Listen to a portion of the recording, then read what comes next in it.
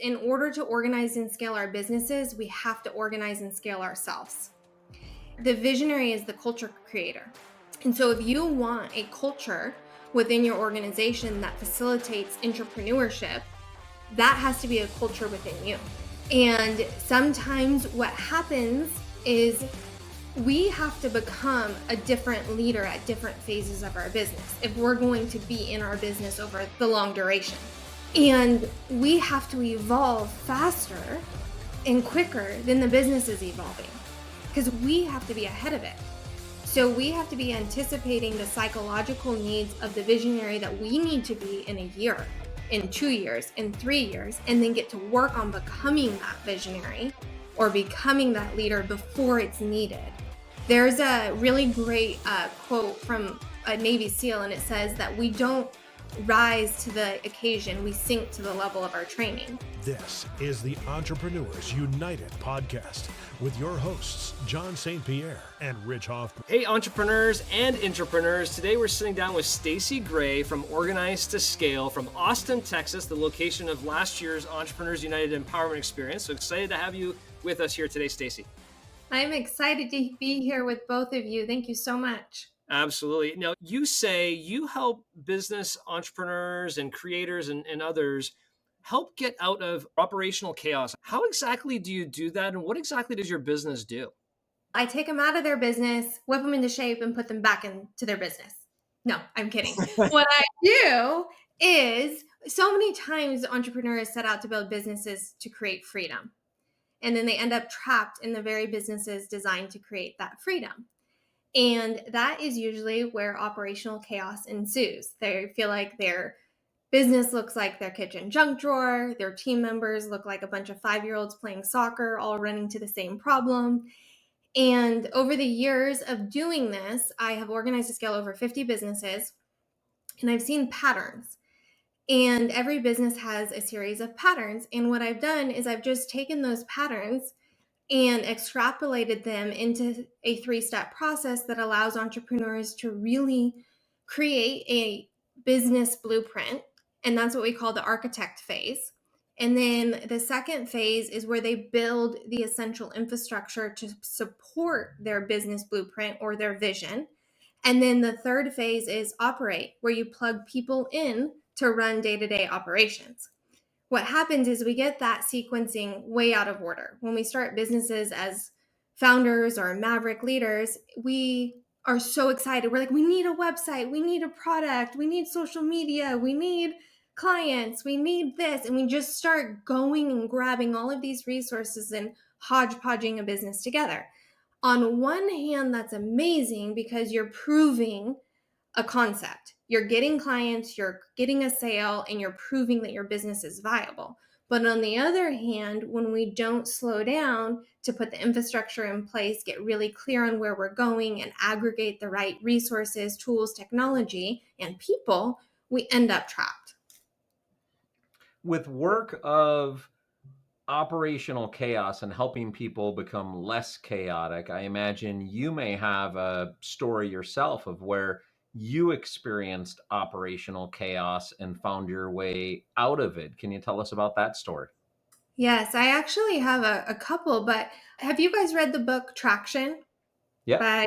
Okay. So, or even Rocket Fuel, they really brought to the world the concept of visionary and integrator.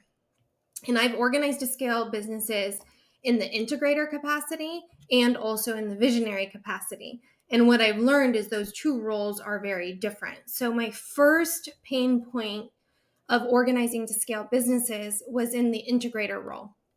And that happened because it happened multiple times, but the one that was the painfulest story of them all was when my mother was diagnosed with stage 4 cancer.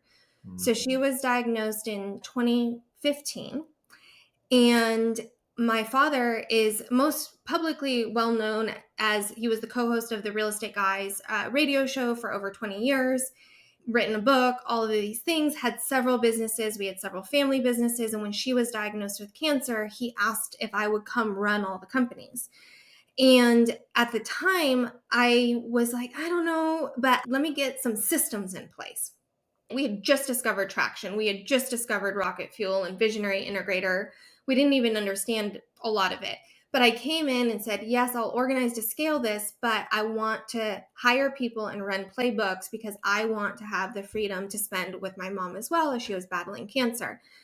That was the story that really propelled us figuring out how to solve the operational chaos, is because the clock was ticking and we had this urgency that we needed to have our time freedom back.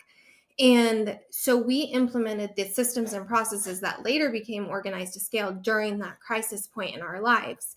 And that season really demonstrated to me the power of the visionary integrator dynamic, and then also what the role of the integrator is versus the role of the visionary.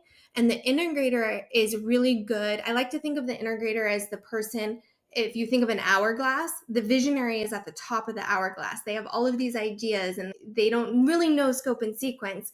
But then you flip that hourglass over and the integrator is in the middle of it. And they're the ones that has to take that huge vision and then integrate it into tactical execution. And that role has to be able to be a thought partner to the visionary, but also a tactical partner to the execution team. And that role is so critical. And sometimes, as leaders or visionaries, we try to sit in both seats and we create so much inner conflict. And it halts our business growth because we become a bottleneck and we don't even realize it. And so, when we have a lot of bottlenecks in our businesses, that's really what creates a lot of operational chaos as well. And I think rocket fuel even suggests, what is it, 2% of people are actually both, Yeah. where the majority of people, when they hear about visionary integrator, many people think, oh, I can do aspects of each. I think I'm good at both, but it's 2% of people, I believe. Yes, it's very slim. What are you? Do you know? I'm more of a visionary and I Okay. can do the integrator work, but it drains me. It's one of the Yeah. reasons why I know I'm a visionary is I'm much better at more of a general manager level to Yeah. help ideate and Mhm. then people go accomplish the work. And again, Mhm. I can accomplish the work, but the intense level of focus necessary to accomplish the work leaves me just wiped out, not energized. And I think that's so critical, your point about really knowing yourself and what energizes you versus drains you. Because oftentimes, when we're the founders or business owners, we're like, we'll do whatever it takes. I'll do whatever it takes to build this business. And I often tell leaders like that, whatever it takes might look very different than what you think. It might mean that you get out of the way. And that's going to be the hardest thing you ever do in your business. That whole process requires so much trust and so much communication, because the people taking it on have to build confidence and the people letting go have to build trust. And those two things have to happen at the same time. With your experience of organizing to scale 50 businesses and our common language of rocket fuel, Mhm. visionary integrator, there's a specific scenario I'd like to get your take on and what you've experienced. I think it's very easy for people to get their mind wrapped around the entrepreneur is the visionary, and then they hire people who are integrators. Mm. There are some entrepreneurs that come to find out that they are an integrator, which works really well in a startup phase when they need to go do. And then I've seen entrepreneurs who are integrators then get a partner who's a visionary. Mhm. But shy of getting a partner, how have you seen it work out when an entrepreneur relies on an employee who's a non partner to be the visionary because they're not and they realize it? Have you seen that scenario work with any of the 50 businesses you've worked with? Are you trying to do this? He knows No, um, the this is something he has a I've seen. plan. I work with franchise owners, yeah. and we have 360 franchise owners that vary Yeah. between visionary and integrator. Yes. And I see they gravitate towards getting partnerships, Yes. visionary integrator, and some of them try to work with employees, and it tends to be a challenge. Yeah. And that's where I'm like, how do you organize and scale it when you're an entrepreneur who's an integrator? You're not ready to have a business partner, Mhm. but you're looking for that visionary in your business. Yeah. I have had the exact same experience you have where it's extremely challenging. And I think that sometimes what we don't realize is the psychological burden of a visionary. We don't think that the visionary is actually doing so much sometimes, but the psychological burden of a visionary is immense. They are thinking about 5 moves ahead, the chessboard, strategic partnerships, alliances, and it is like you eat, breathe, sleep it because you're moving, you're envisioning the front of your puzzle box all the time. And so, in an employee, they are most of the times, unless their compensation model is incentivized to sit more in that visionary thinking 5 moves ahead, they don't have the stamina for delayed gratification that it takes. A visionary is able to sit with their vision for 5 years, 10 years, 15 years, and still be consistent and solid with it throughout that time duration. An employee usually doesn't have that perspective inside of their business. What I have seen that has worked is a visionary board. So you find people who have either similar business models, maybe not in the same industry if you're concerned about proprietary information, but similar business models. And then they become a visionary board if you're a stronger integrator. So you're not actually bringing anybody into your organization, you're just creating thought partnerships. I originally thought you were thinking like build a visionary board, have a vision board, but Oh, it's more almost like board of directors. Have a yeah, couple of people who can yes. provide that vision, may not be employees and they're not partners, but put together a board to provide that. Yeah, considered that as an option. Yeah. Which Rich, in your particular scenario, as part of a franchise group, you have a little bit of that visionary coming from the franchisor, right? Who Right. acts as that visionary partner to the integrator running the actual business. And the way that's put, that's really well said. But I just want to challenge something, Stacy, that Oh, I just yeah. want to hold on a second here, right? Do it. You're telling me that the visionary entrepreneur is able to stay consistent to the same vision for 15 years? And No, very shiny pennies, but they can ideate and iterate over a long time horizon, yeah. and they can defer gratification. Ooh, interesting. Can you So speak yeah, more to that? Yes, we can debate this, we can have different perspectives. I think that's healthy. yeah, In my experience, a visionary, there maybe are not the most consistent person in terms of day to day, but they're more consistent in their North Star. okay, So they know that I want to hit this revenue target, or I want to be best in class in this area. I want to have this social capital in my ecosystem. hmm. They may have all of that. And I feel like a true visionary is someone who is not only tied to one business. They have a vision that is more evolved, and they can then have different businesses that feed into that. And that's a larger visionary, but someone who has that is able to see an ecosystem play out over a long time horizon, whereas an employee in a specific business only sees that direction Yeah. and also wins faster. Yeah, I love your explanation. And that's very interesting when you start thinking about like Elon Musk as an example to everybody. What visionary. Now, he also can actually get into the weeds and design things, which is a whole different animal. He's definitely not 2%, from what I can tell. But you mentioned something earlier. Like, first thing you said was entrepreneurs create a business so they can have freedom, but yet they don't want to let go of their business.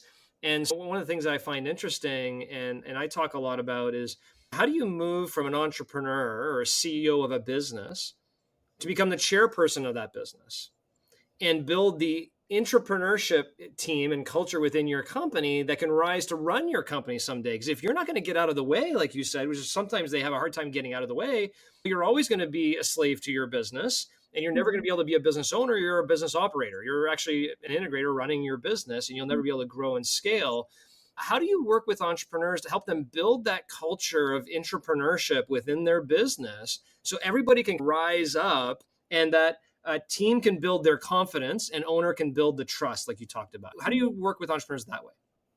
I think there's a fundamental principle that we all have to accept, which is in order to organize and scale our businesses, we have to organize and scale ourselves. And the visionary, going with the rocket fuel nomenclature, the visionary is the culture creator. And so if you want a culture within your organization that facilitates entrepreneurship, that has to be a culture within you. And sometimes what happens is we have to become a different leader at different phases of our business if we're going to be in our business over the long duration. And we have to evolve faster and quicker than the business is evolving because we have to be ahead of it. So we have to be anticipating the psychological needs of the visionary that we need to be in a year, in 2 years, in 3 years, and then get to work on becoming that visionary or becoming that leader before it's needed. There's a really great quote from a Navy SEAL, and it says that we don't rise to the occasion, we sink to the level of our training. That's why we train so hard. And I think if you're really going to be a leader of a dot your I's, cross your T's entrepreneur organization, you're going to be a really disciplined leader. You're going to need to become a disciplined leader or surround yourself with disciplined people who will hold you accountable to the standard of what you're saying that you want and be willing to face all of those inner demons, all of that resistance that you hit, that everybody hits. I haven't met a leader that hasn't hit some level of inner resistance on their path to scaling their business. Let me try and recap what I just heard from that, which is in order to take that, to build that culture of entrepreneurship and free yourself and achieve the freedom, the first thing you need to do is organize yourself first. And the pieces I got from that is the visionary is the culture creator. 100% agree with that. I see that. They must be a different leader at different times of their growth. And most importantly, they got to move ahead of the business. They got to accelerate their development as a leader ahead of the business getting there, because they won't rise to the level. They'll actually sink to the bottom of their training, or whatever that quote is, right? Which I love. Okay. But Staci, like, I'm busy. Like, I'm working 80 hours a week. I'm stressed out. I'm not spending enough time with my family. I'm missing my kid's dance recital. I'm in the, like, what do I do? How do I even start to create the room for this? I love this because that is usually when you're ready. What you just said is when you're ready. And most people aren't ready until they hit that point. And then the answers come. When the student is ready, the teacher appears. I have organized it a certain way, but I'm not the holy grail of everything. There is so much wisdom out there on how to organize and scale a business. Busyness is not business, and we think it is. And that is one of the psychological hurdles we have to get over, is just because you're busy doesn't mean you have a business. You have a job that you call a business. And at what point are you ready to turn it into an actual business?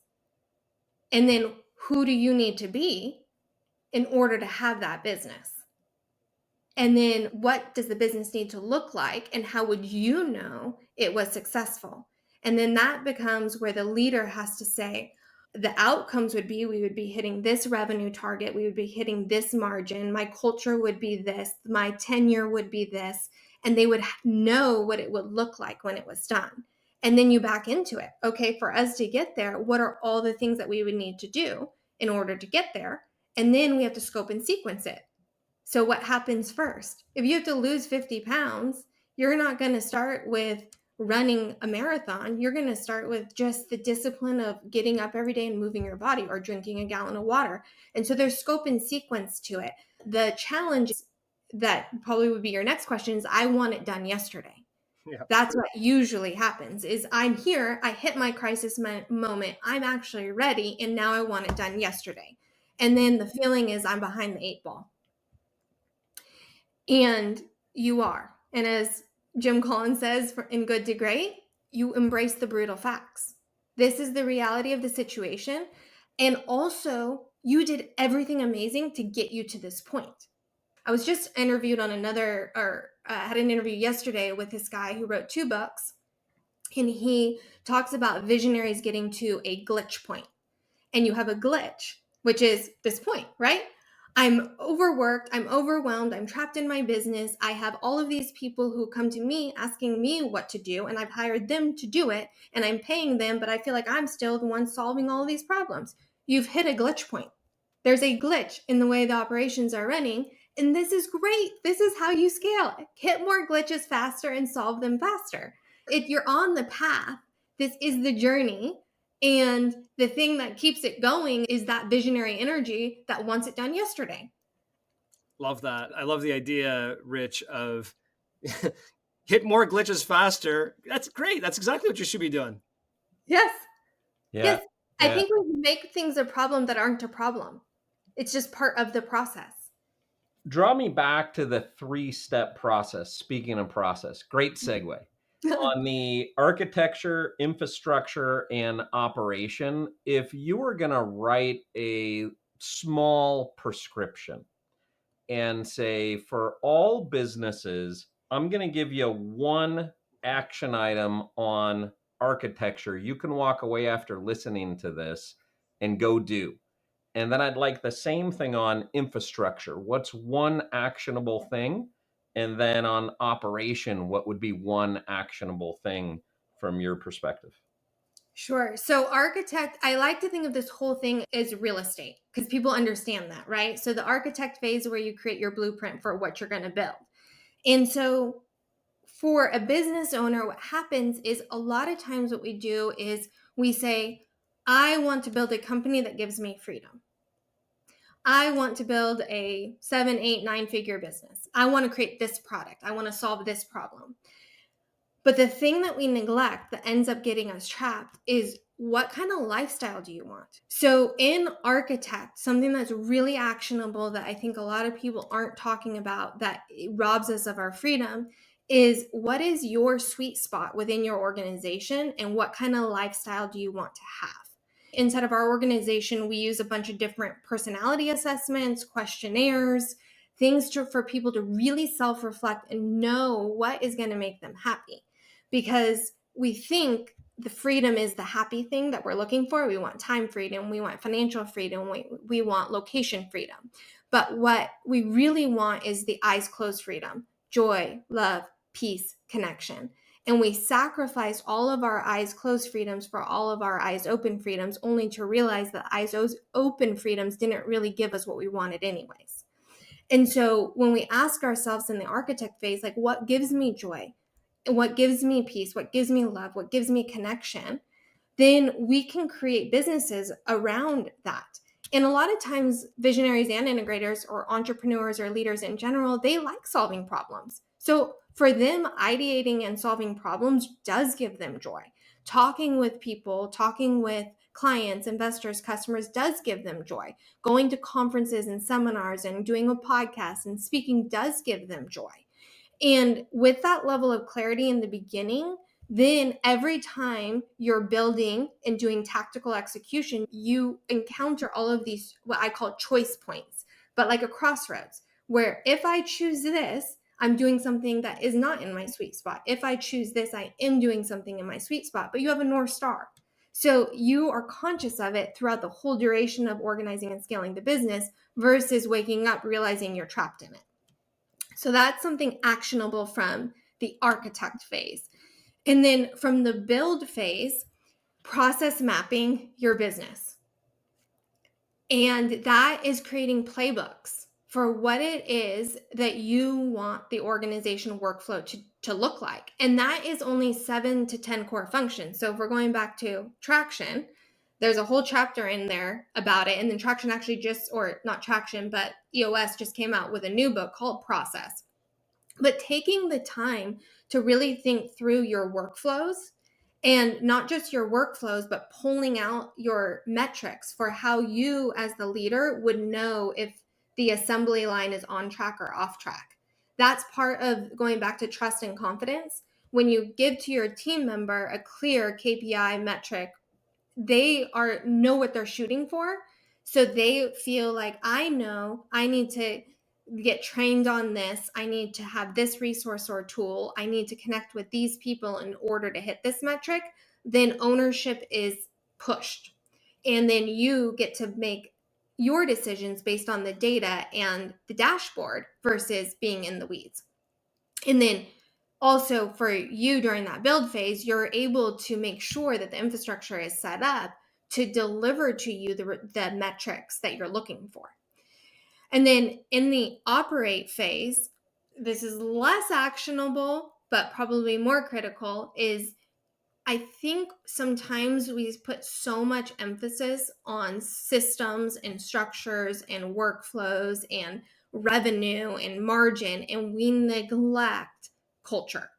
And so in the operate phase, culture is so important. And culture also feels very intangible. And so in the operate phase, a thing that I have found to work really well in creating culture is something I call push projects. And so if you're running a 90-day cycle, you rally everybody to some type of compensation, some type of reward that is all tied to the same push project. And when a team solves hard problems together, they forge bonds. And when you're forging bonds around the priorities that the visionary or leader wants, you're building culture. And that can be continually reinforced, but you're not the only one driving it. The entire team is now actively participating in it, just like a football team would. You might be the head coach, but everybody wants to win the Super Bowl. That's awesome. That last part of a push project. Way too often the entrepreneurs have a problem in their business and they're barely going to go talk to their management team about it because they're like, oh gosh, maybe people get freaked out. We got this problem over here. We had a problem in our business, Staci, last year. It was a cash problem. It was a major cash problem. And we literally brought, and so it was actually one of my partners who in the room we were talking about, he's like, you know what? We got 125 people out there that can help us with this. Why don't we involve the entire company in this whole thing? And we did. And it was transparent. It was clear. It was a project. We, at the end of the year, we had our awards banquet. We celebrated the team that won because we divided up into different teams for different other projects within the project. And it was a great culture creator. And I think way too often we have these challenges or these problems. We try and solve them in a vacuum. Mm-hmm. And the idea to operate as a team and challenge people to rise to it. I love the compensation idea, but even just the challenge. So that's fantastic. Mm-hmm. So Staci, how do you work with entrepreneurs today? Do you do one-on-one coaching? Do you provide seminars? Do you go into their business and kind of help them organize what they got going on? Like how exactly do you operate? All of that. So we help people with the architect phase, the build phase, and then the operate phase. And so what we do in the architect phase is a 3-day strategic planning session. Day 1 is vision building, where we go through what's your sweet spot? What does this business look like for you in 10 years? What is everything that needs to be done in order to achieve it? And then day 2 is process mapping. And then day 3 is action planning, where we build out what your next 90-day execution plan is. And then depending on what is materialized from there, some companies are a new build. They're launching a new business and we're just getting that started. Some of it's like a rehab where it's a mess and we got to pull things out and gut some things and rearrange the accountability chart and up-level some training and have some what I call pink elephant conversations and get everybody realigned. And then in the build phase, depending on what the 3-day materializes, that's where we put infrastructure in place. And that's tools, technology, people, playbooks. Love it. And then once it moves from the build phase, it only moves from a build phase once it has a playbook and standard operating procedures. And then it moves into operate. And so you're very confident in what your operate team is doing because they are handling day to day. So in the operate phase, what we help with there is pairing visionaries with integrators if they need an integrator, and then helping them forge strong communication. I jokingly say my superpower is I speak visionary and I speak integrator. And because of that, we can really help people align their partnerships so that their integrator can be a thought partner to the visionary and also what I call a GSD, or they get shit done on the bottom. And that is what helps build that trust, build that momentum, build that culture, build that confidence. And the kind of the start, stop, let's go, let's slow down, let's turn course, all of that is really disruptive to growth because it halts momentum. And so the operate is really consistency and it's accountability. And so we help with training integrators and placing integrators to help provide that stability inside of organizations. And then that thought partnership for, if this happened, what do I do? And you have a think tank in that regard. Okay, awesome. Mhm. So I'm an entrepreneur. I'm listening to this. And if you're listening to this, I hope you have as many notes as I do. I'm sure Rich has a ton as well. A lot of great information here. How do I get more or learn more and connect with you? Yes, if your audience wants to send an email to scale@organizedtoscale.com, they can get access to a ton of free resources about the 3-step process, about ways that they can proceed with organizing to scale their business so that they can really create that freedom that they're looking for. And with an element of confidence that it's not going to come back again messier than they did it the first time. I hear so many times people being like, I've tried this, I hired this person, and it felt hodgepodge. And now I feel like I'm just back to square one again. And the transformation is twofold. It's a you transformation, but it's a business transformation. And those have to happen in parallel. Great. Thank you very much, Staci, for joining us here today. I hope you all connect with Staci on our website and or through the email, because certainly it really stinks to run a business living in operational chaos. So get yourself out of there, clean your house up, and start with yourself first. So Staci, thanks for joining us today. Thanks, Thank you so Staci. much. Stay tuned as John and Rich unpack today's conversation. John, among other things that I learned in that conversation with Staci, I'd never heard about the psychological burden of a visionary. And I got to say, there's definitely an element of it that I can relate with. That when she said a visionary, they're a little bit less consistent, but they're more consistent to what is the North Star. And you and I have had conversations about developing principles and values and how those can be universal. And it's that type of leadership that I know I personally give. And there is a psychological burden of that type of thing that is not acknowledged as the build the widget, do more type thing. I never really heard it explained like that. And frankly, it was a little bit vindicating for me with some of my lack of consistency. However, consistency with principles and values and where the North Star is. Yeah, it is interesting. And it almost goes to a couple other things that Staci said. One is busyness is not business. Busyness is also not productivity. So just because you're busy and I'm not busy doesn't mean that I'm not working as hard as you're working hard. And the psychological aspect of a visionary and thinking through things and the stress and the amount of countless nights that I know CEOs have sometimes, or other people in the business as a visionary they're having, because things not working and they have to really think through how to do things. So yeah, it's psychologically heavy. And a lot of people are just doing stuff. Are they doing it the right way? Do they have the right process mapping? Are they implementing efficiencies for their KPIs? That's psychologically stressing on the integrator too, trying to figure out how to do things better. So I think it's equally shared, but just because you're producing 10 widgets a day, whatever that is, and I'm producing one, but I'm spending a lot more time on the vision of the business, doesn't mean we're not equally working as hard and putting as much in. Now, that can also be the case that we're not putting it equally, but I think it's a big factor. The other thing too that I thought was interesting, I hadn't heard this term in a long time. I don't know if you caught it, but we used to talk about it a lot, is the maverick leader. Yeah. Yeah. That was the first time I'd heard that term since 25 years ago back in college. Part of the coaching grid, we specifically define the maverick as someone who has higher performance but lower values, which are incongruent with the values of the organization. We define as a maverick, and the option as a leader is increase the value alignment, or that person, despite their superior performance, needs to be removed from the company because they're a culture drag.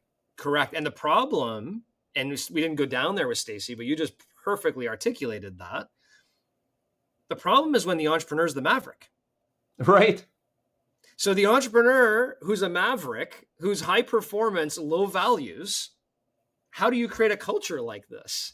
Where you're actually build a culture where entrepreneurs are going to run your business someday because you're building all this great culture and infrastructure. You're dead on arrival.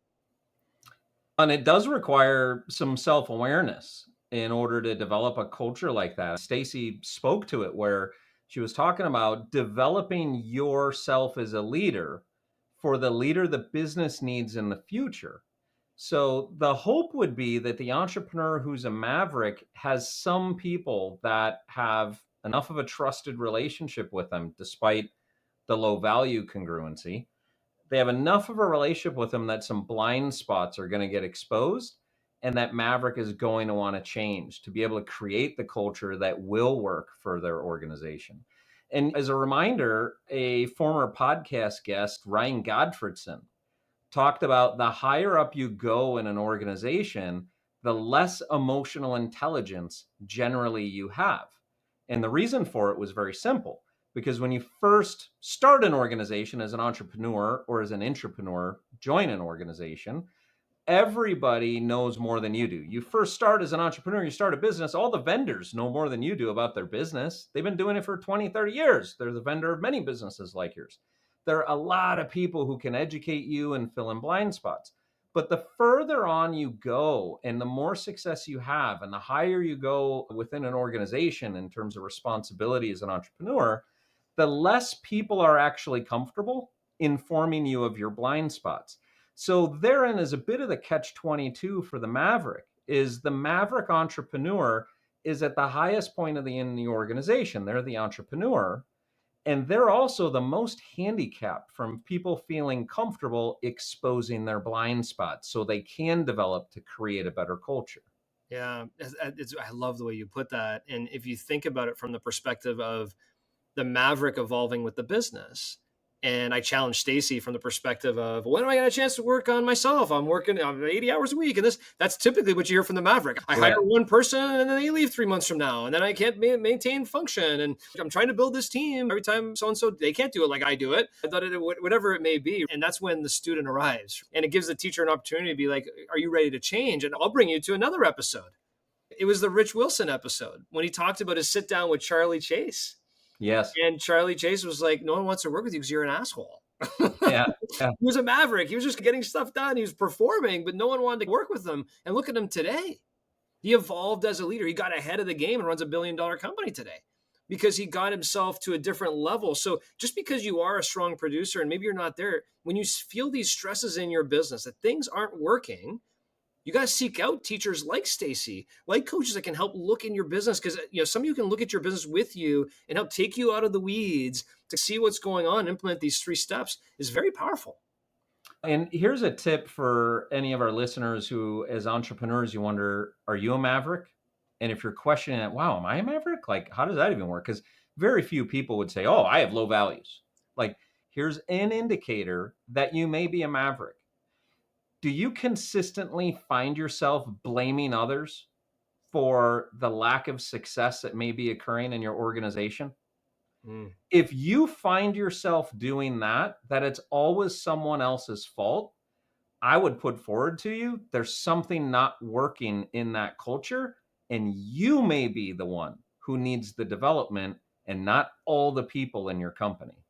Well, Rich, I'm going to have to clip that clip of this episode and keep it in my vault for when I hear that from entrepreneurs, because we hear it a lot, unfortunately, right? And you have to be introspective and look sometimes in the mirror to be like, what is my contribution to what is going on here?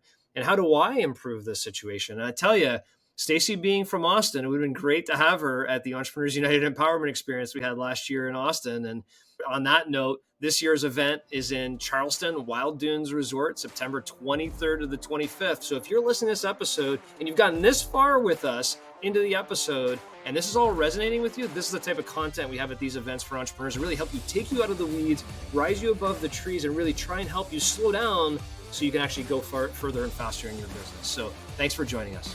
But wait, there's more. But we can't tell you about it. We have some great experiences that we're not going to pre-release. I thought you were going to tell them what our special experience was Nope. going to be. It made my heart pop there. So Not yeah, gonna do it. We do a special experience at every single one of our events, but we're not going to tell you what it is till you get there.